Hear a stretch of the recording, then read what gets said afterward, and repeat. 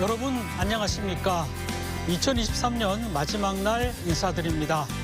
개묘년 올 한 해는 그야말로 다사다난했습니다. 극단 정치와 진영의 논리로 거대 양당은 날카로운 대립각을 세웠고 전국은 흔들리는 교권과 묻지마 흉기 난동으로 충격에 빠졌었죠. 잠시 이슈토론에서는 올 한 해 우리가 주목했던 이슈들을 정리해 보겠습니다. 영상수필 온고지신에서는 한 해의 끝자락 우리 마음을 울리는 세상의 종소리들을 찾아 여정을 떠나봅니다. 뉴스크리에이터 시선 잠시 후에 뵙겠습니다. 뉴스크리에이터 시선 첫 순서는 한 주간 뜨거웠던 뉴스를 콕 집어 정리해보는 취재기자의 뉴스픽입니다. 보도국 김철진 기자 나와 있습니다. 어서 오세요. 안녕하십니까. 네, 12월의 마지막 날입니다. 오늘의 키워드 어떤 겁니까? 네, 이번 키워드 바로 크리스마스의 악몽입니다. 크리스마스의 악몽이요. 키워드만 들어도 어떤 뉴스인지 아실 것 같은데 정말 크리스마스에 찾아온 악몽이었죠. 뉴스를 먼저 좀 정리해 볼까요? 예, 바로 크리스마스 이브였죠. 지역에서 안타까운 인명사고가 잇따랐습니다. 먼저 지난 24일 새벽 세종 조치원읍의 한 목욕탕에서 감전사고가 발생해 시민 3명이 숨졌습니다. 같은 날 저녁엔 대전 대덕구 오정동에서 폭발사고가 발생해 시민 12명이 다쳐 병원에 옮겨졌습니다. 두 사고 모두 일상적인 장소에서 갑자기 벌어진 그런 사고였기 때문에 그런 시민들의 충격이 컸습니다. 말 그대로 크리스마스의 악몽이었습니다. 네, 목욕탕에서 일어난 감전사고. 어떻게 손써볼 겨를도 없이 정말 엄청난 사고가 났는데 정말 상상하기도 참 어려운 사고인데요. 인명피해가 참 컸어요. 예, 맞습니다. 사고 직후 탕 안에서 심정지 상태로 70대 여성 3명이 발견됐는데요. 모두 그 날을 넘기지 못하고 숨졌습니다. 사고가 발생한 곳은 조치원읍의 한 모텔 건물 지하에 위치한 목욕탕이었습니다. 해당 건물이 2, 3층은 모텔, 지상 1층과 지하 1층은 목욕탕으로 사용되던 곳이었습니다. 당시 여자 목욕탕에 있던 지하 1층에는 총 6명의 사람들이 있었는데요. 온탕에 3명, 탕 밖에 1명, 탈의실에 2명이었습니다. 이때 악하는 소리와 함께 탕 내부에서 이런 비명 소리가 나왔는데 그 온탕에 있던 분들 3분이 모두 쓰러진 채 발견된 겁니다. 3분 모두 전기 감전으로 인해 쓰러진 걸로 파악이 됐습니다. 유족들은 크리스마스 연휴를 맞아서 온 가족이 다 같이 모여서 식사를 하려고 했는데 새벽에 목욕을 하러 가신 어머니께서 그렇게 결국 변을 당했다고 말했습니다. 그 유족들이 느꼈을 감정은 정말 황망함 그 자체 아니었을까 싶습니다. 네. 경찰 발표를 보니까 기포 발생기에서 누전이 됐을 거다 이렇게 추정을 했던데요. 예. 글쎄요, 그게 전기 점검 때, 6월 전기 점검 때는 아무 이상이 없었다면서요. 네, 일단은 먼저 전기 누전 원인에 대해서 여러 가지 지금 수사들이 진행되고 있는데 그중 하나가 바로 기포 발생기입니다. 그 목욕탕 들어가 보면은 강한 수압으로 물줄기를 내뿜는 그런 수중 안막이 있지 않습니까? 그러한 기기들이 달린 모터와 주변 전기 시설에서 탕 안으로 전기가 흘러 들어왔을 가능성이 있다는 겁니다. 경찰은 여러 가지 가능성을 두고서 관련된 것들을 지금 수거해서 국가수에서 지금 감정을 하고 있고요. 문제는 지난 6월에 점검 때 이 업체가 전기안전검사에서 이상이 없다라는 판정을 받았던 겁니다. 이 건물이 1984년도에 승인된 건물인데요. 매년 한 차례씩 한국전기안전공사가 검사를 실시하고 있습니다.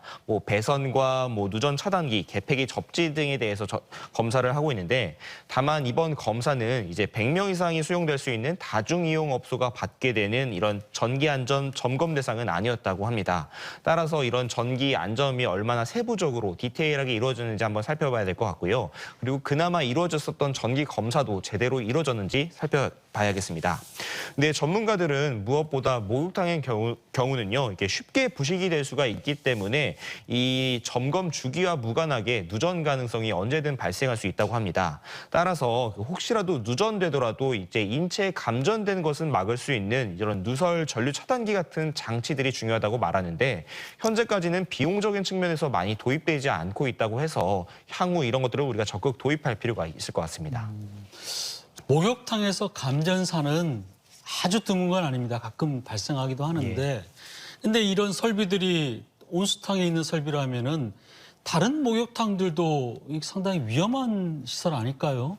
어떻습니까? 맞습니다. 그 시민들이 느끼는 불안과 공포도 바로 그 지점입니다. 실제로 연말 연시를 맞아서 저희가 이제 묵은 때를 벗기고 목욕을 하면서 새해를 맞이하시는 분들 정말 많은데요.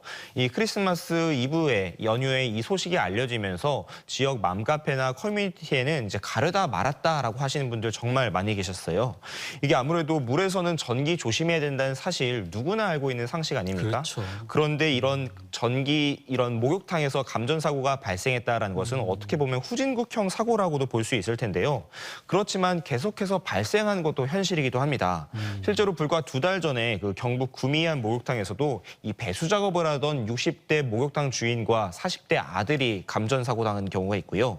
지난 4월에서도 서울 종로구의 한 목욕탕에서도 60대 손님이 이제 감전사하기도 했습니다.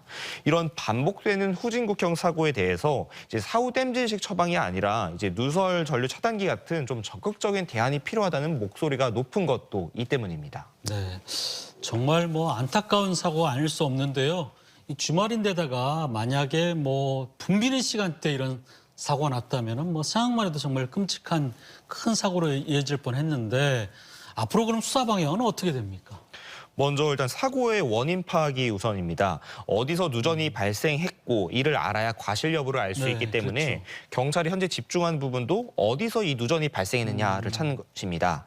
이후에는 책임 있는 사람에 대한 수사로 이어질 텐데요. 먼저 이 해당 업체 대표나 전기안전 관리자에 대한 이 과실치사 혐의가 적용될 수 있습니다. 그런데 이 과실치사 혐의를 적용한다고 하더라도 실제 처벌은 벌금형에 그칠 수 있다는 지적도 있습니다. 이게 이 과실 정도에 따라서 그 무게가 다를 수 있다는 건데 실제로 과거 사례를 보게 되면은 이 목욕탕에서 사망 사고가 일어났었던 한 목욕탕 업체 주인 같은 경우는 이 벌금형을 선고받았습니다. 과실 정도가 낮다라는 이유 때문이었습니다. 아니 사람이 돌아가셨는데도 벌금형 정도라면은 글쎄요 어떤 목욕탕 업주들이 앞으로도 이런 시설을 조금 더 신경 써서 보완하겠습니까? 예. 좀 그런 부분은 좀 보완할 필요가 있는 것 같고 크리스마스의 악몽. 자, 다음 뉴스도 한번 정리해 볼까요? 예, 세종에서 악몽 같던 사고가 있었는지 불과 24시간도 지나지 않아서 네. 대전에서 또 다른 악몽 같은 사고가 발생했습니다. 말보다도 영상으로 보시는 게 좀 더 좋을 것 같은데요. 지난 24일 저녁 8시 50분경 대전 대덕구에서 발생한 식당 건물 폭발 화재입니다. 이 사고로 이제 식당 주인 50대 남성이 전신에 3도 화상을 입었고요. 그다음에 그 주변 해당 상가의 경우에는 이제 뭐 다른 손님들은 없었지만은 이 폭발이 일어난 상가 주위에 있었던 시민 11명도 다쳐가지고 병원으로 옮겨졌습니다. 또 재산 피해도 컸는데요. 주변 건물, 상가 2동이 완전히 파손됐고 또 주변 상가와 주택 수십여 채가 파손됐습니다.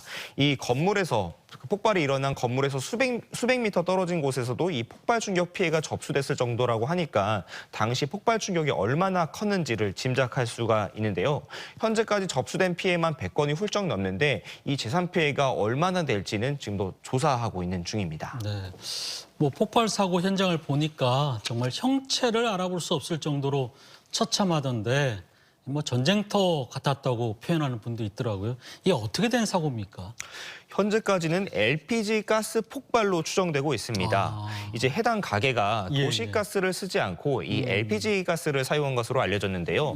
당시 사고 당시 이 LP 가스통이 인근 상가로 이제 튀었을 만큼 그런 충격들이 컸다라고도 합니다. 그래서 경찰도 이 가능성을 높게 보고요. 한국가스안전공사와 함께 현장 감식에 나서서 이 50kg 가스통 2개 등 이제 이 가스통 모두 4개를 수거해가지고 이것들에 대해서 누설됐을 가능성에 대해서 지금 살펴보고 있고요. 그리고 뭐 화구와 이제 뭐 이런 배선 시설 같은 것도 같이 살펴보고 있는 중입니다. 네.